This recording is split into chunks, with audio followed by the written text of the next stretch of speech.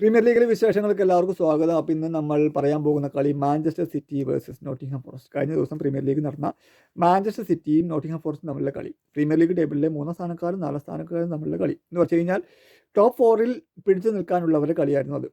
അതിൽ നമ്മുടെ Nottingham ഫോറസ്റ്റിൻ്റെ home ഗ്രൗണ്ടിൽ വെച്ച് നടന്ന കളിയിൽ 1-0 നോട്ടിംഗ്ഹാം ഫോറസ്റ്റ് പെപ് ഗാർഡിയോളയുടെ പിള്ളേരെ തോപ്പിച്ച് വിട്ടു. 83ാം മിനിറ്റിൽ കളി തീരാൻ 7 മിനിറ്റ് മാത്രം ബാക്കിയുള്ളപ്പോൾ 83ാം മിനിറ്റിൽ ഹഡ്സൺ ഒഡോയിയാണ് നോട്ടിംഗ്ഹാം ഫോറസ്റ്റിന് വേണ്ടി വിജയ ഗോൾ നേടിയത്.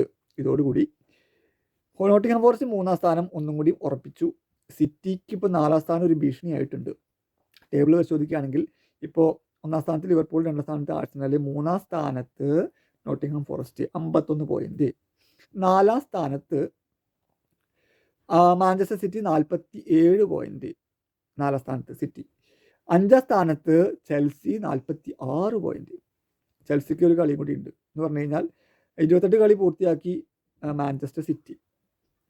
27 കളി മാത്രമേ നമ്മുടെ ചെൽസി പൂർത്തിയാക്കിയിട്ടുള്ളൂ. ഒരു കളിയും കൂടിയും ചെൽസിക്ക് ബാക്കിയുണ്ട്. ആ ബാക്കിയുള്ള ഒരു കളി ചെൽസി ജയിക്കുകയാണെങ്കിൽ സിറ്റി 5ാം സ്ഥാനത്തും ചെൽസി 4ാം സ്ഥാനത്തും വരും. അപ്പം അങ്ങനെ ഈ തോൽവിയോട് കൂടി ചെറിയൊരു 4ാം സ്ഥാനത്തിൻ്റെ ഒരു ഭീഷണി സിറ്റിക്ക് ഉണ്ടായിട്ടുണ്ട്.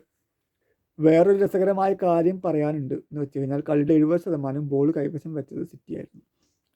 പെപ് ഗാർഡിയോളയുടെ പിള്ളേരെ 70% ബോൾ കൈവശം വെച്ചിട്ട് പോലും ഒരു ഗോൾ പോലും അടിക്കാൻ പറ്റിയില്ല. ഒരു 30% ബോൾ കൈവശം വെച്ച നോട്ടിംഗ്ഹാം ഫോറസ്റ്റ് ഒരു ഗോൾ അടിക്കുകയും 3 പോയിന്റ് ഹോം ഗ്രൗണ്ടിൽ വെച്ചിട്ട് എടുക്കുകയും ചെയ്തു.